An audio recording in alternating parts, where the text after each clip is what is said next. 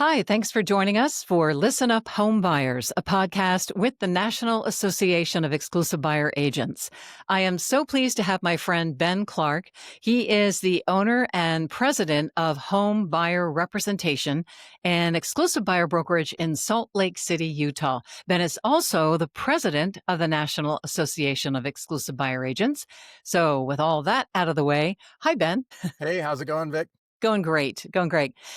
Just a couple of weeks ago, you taught an excellent class on how to buy a home. I was very impressed with the content that you provided. I thought in a short, condensed way, we could go through what it was you talked about in that home buying class. Somebody who doesn't know anything about the process, what do they need to know to get started to buy a home? Sure. Well, one of the things that we talked about is that it's a process.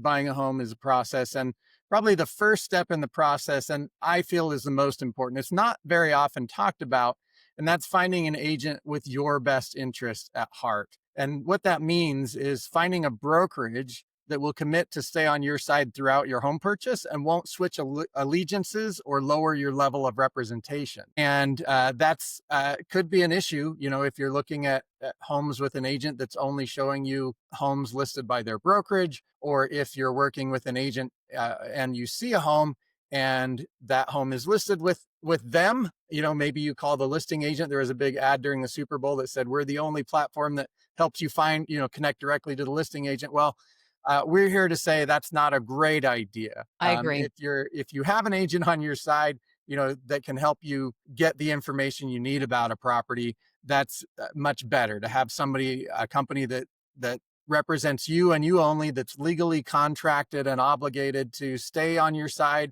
and to be on your side throughout your transaction. I want to be real clear when we talk about representation in that every day, I work with listing agents, and I work with great listing agents. I work in the Washington, D.C. metropolitan area. A lot of people know what they're doing, and they do an excellent job listing properties and getting the highest price and best terms for their client, the seller. That's their job.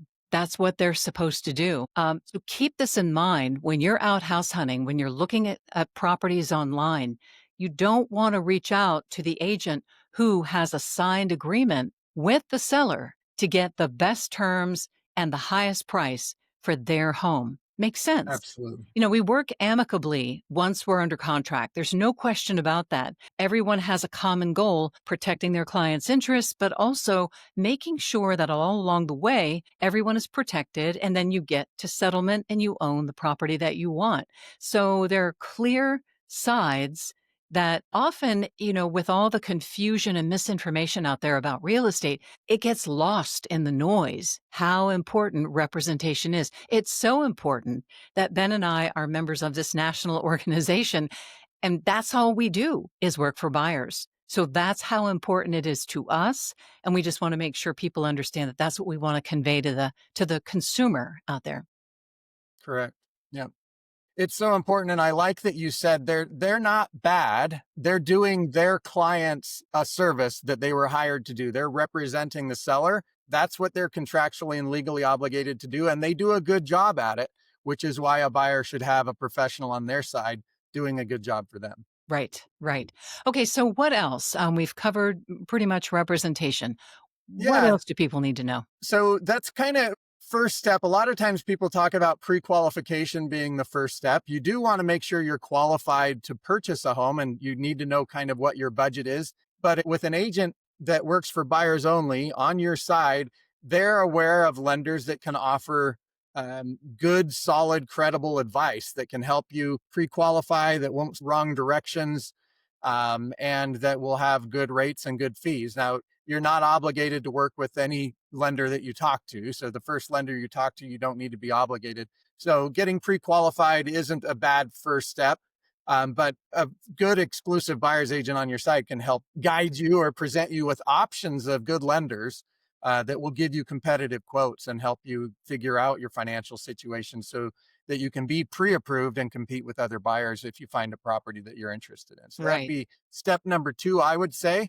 But again, if you've done that before you reach out to find an agent, that's okay too. But I think a good agent can walk you through all of these other steps. So that's why that's my number one. I just had a conversation with someone who took a class that I taught earlier in the summer. She's not ready to buy a home. She hasn't saved enough money, and she needs to take some classes to see if she can get some qualifications for grants and Maryland programs. The great thing is that she's getting educated. And that's the other big piece of this. Learn everything you can, understand this real estate language, the jargon that's being used, ask a lot of questions. But the fact that she's not ready now doesn't mean that she won't be ready in a year. Right now, she's got a plan and she's working on that plan. And the goal is to eventually buy a home. Yeah, that's great. And that's what you need to do. So probably one of the biggest mistakes that home buyers make is they wait too long to get educated. Then they're in it and they don't have time to learn what they need to know and to put into practice what they need to know to go through and have a very successful purchase experience. Good point, because it snowballs. I've heard, even though part of the process that I do is I write emails that say next steps, and I tell people what's coming up. And an important part of that is a lot of times we'll catch someone who'll say, wow, this is all happening so fast. It does happen Yeah. quickly. Once you're under contract, lots of things happen simultaneously, and you want to be ready for them. Yeah, and that's another good point. Even just having an agent that's skilled in negotiations is super helpful because, as you mentioned, once you're under contract, I have found as a trained negotiator that once you're under contract, the other agents shut their mouths. They quit giving you information that might help you. Before that point, I think a lot of listing agents feel like it's in their client's best interest if you have a little bit of interest to try and lure you in with little pieces of information that will get you to make an offer. But once they know you're going to make an offer, you have a really hard time getting that information. And so again, an agent that is skilled in negotiations and that works for buyers only probably notices things like this a little bit more or is trained on things like this a little bit more, and can get you more information than your typical agent that's sales oriented that just wants to make a deal happen. Right. Okay. So we talked about representation. We talked about securing that loan, or at least starting that loan process. What comes up next? Yeah. So once you have an agent that's on your side that can help you through that process, and education first, right? So even going back beyond, so educating yourself first, and then getting an agent with your best interest in mind who can tell you what the steps are of a home purchase and be there and advise you through that, and getting pre-approved for financing. The next step is really starting your home search. And it kind of depends on if you're moving locally or if you're relocating or upsizing or downsizing, kind of what the time frame for that is. And the market is slowing down. It's not quite as crazy. Well, it's not anywhere near as crazy as it was immediately post COVID, where in the majority of the markets across the United States, you had to look at new listings within a day or two and get your offer in within an hour or two in order to compete with dozens of offers. So it is more of a buyer's market today. But again, talking with a local buyer's agent who can tell you what the market is in your area can help you understand how quickly you need to move. I typically recommend that you don't go look at homes until you're about 90 days at the away from wanting to be moving into a house. Yeah. Good point. And in our marketplace, homes are taking about 60 days to sell. Hmm. And so, and the reason I do that is once you start going out, I've seen this. Everybody says, no, I won't make any actions. I won't do anything. But once you start walking into open houses, once you start walking into new construction model homes, once you start going out and looking at properties, if you're going to buy a home, it's going to happen within 90 days and most likely within 30 to 60 days. You're going to see something that you like. You're going to want to start and if you don't make an offer, it'll disappear. Then you'll start to get that fear of missing out, like when the next one comes along. So my recommendation is talk to a buyer's agent 90 days or more before you're ready, but don't go out and start looking at homes until at least 90 days. And again, talking with your agent, seeing what's going on in your marketplace. I'd like to add that what you should be expecting from an agent, a good buyer's agent, exclusive buyer's agent, is going to communicate with you very clearly, respond to your texts, your emails, your phone calls very promptly. They're also going to provide you data so that you can understand the market conditions. Where I live, I cover a huge area, the Washington, D.C., surrounding Maryland and Virginia suburbs. So very often people are trying to wrangle with where am I going to get the most for my money? And that comes with a comparative market analysis and really digging in and evaluating a neighborhood, seeing if homes are moving quickly in one neighborhood as compared to another. So again, you want that agent to be sending you a lot of information, some data that you can kind of process. So again, you're on the same page as your agent when you're going out. That's a good point. Smart buyers will want the data. You can't make a good decision with bad data. So one of the first things I do when I sit down and I talk with a client is we set up a home search with the parameters they're looking for, but we don't just look at what's actively on the market. We look backwards. How many of these have been on the market in the last 60 days? It's just understanding that data, understanding what's happening in the market, and how do you need to respond in order to be competitive in the current market. Right now, the pendulum has swung. Buyers have a lot of A advantage. They lot can more take power. longer to get out and see homes. They can see, they can go out in some markets once a week and look at 10 new homes. Hmm. They Hmm. didn't have that privilege or advantage, just 4 or 5 years ago. True, true. Now, okay, we're looking for houses. We find a property that we like, making an offer. Walk me through the next steps. Yeah, so it's a little bit different in various states, as far as how as earnest money deposits go and inspections and those types of things. But the key thing you said is making an offer. So in order for you to get a contract on a home, you do need to make an offer. And this is another point where that agent that you have, if they are a dual agent, if they work for if they also represent the seller, maybe you're buying a home and the agent that you're working with happens to represent the seller, they can't help you Hmm. other than put the paperwork together. You can't ask them how low do you think the seller would go or what is a fair value. They may have already provided you information that was prepared for their client, the seller. There may be a market analysis that helped them justify the listing price, but they can't do anything or say anything if they legally represent the seller that would harm the seller or give you an advantage. Whereas an agent that's on your side can. So negotiations start even whenever the first contact with that listing agent is. So if I have a client and we're fairly interested, I can tell they're interested in a property. I need to be aware of that even when I set an appointment. Hmm. A lot of appointments are set electronically nowadays. I will still potentially reach out and ask some questions to kind of soften up that listing agent, uh, you know, that may put them in the mindset of, okay, well, these guys have a little bit of interest, but they have a Hmm. little bit of concerns about some of these things that they've seen just in the photos online, or, I may ask questions about the seller's motivation and their time frame. Those types of pieces of information, as I said earlier, are much easier to gather before they know you're going to make an offer. That's true. So Yeah. I always ask, I first, of course, talk to my buyer. What are your needs? When do you want to have settlement? Are you open to a post occupancy agreement? But I get answers to those questions. And then when I reach out to the listing agent, I ask questions for their client. So it sounds as if we're being accommodating, but I'm yes, not giving anything away. For example, I'll yes, say, does your client have a preferred settlement date? I ask that only if my client says, it doesn't matter if I settle, when I yeah. settle.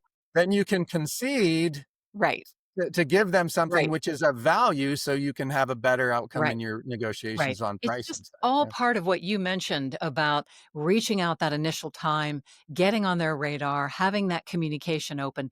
And if you can do these things representing your client, it does help them, especially if another offer creeps up. You've already had that conversation going with the listing agent. Yeah, and again, it's super awesome when you're actually working with an agent on the other side who has some negotiation skills and you can respect their Right, professionalism of representing their client. There's nothing, it doesn't have to be a war. It can be a negotiation. And negotiations can be fun and exciting and you can win things for your client and you can concede things for their client right. and yeah, it can be for a lot of people, negotiations is for a lot of Americans, especially negotiations can be very stressful. And a lot of them only know one negotiation technique, which is, let's split it in half and see if that works.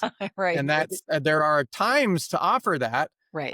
But it's really fun. I Negotiations agree. can be fun. I agree. Every single time it's a different experience. Hmm. I can't think of any throughout my history of doing this that I can say, yeah, that's exactly like how I negotiated the last transaction. Yeah. Or, you know, Yeah. okay, so now, There are things that you learn that you're like, oh, I remember once we did this. Let's right, try that again. right. And yeah, so that's really cool. It's really fun. It It's is. really Okay, so walk us through now the next final steps, I'll Yeah. say. So you come to an agreement, and again, the process may vary a little bit from state to state, but typically once you've come to an agreement.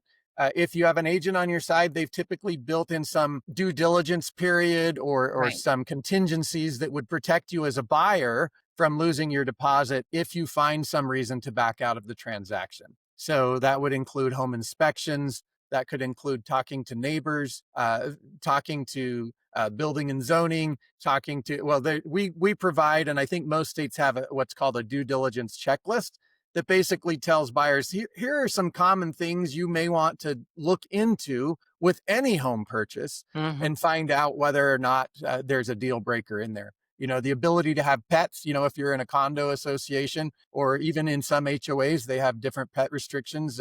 Maybe you want to have a horse or something, you might need to, look into some of those things.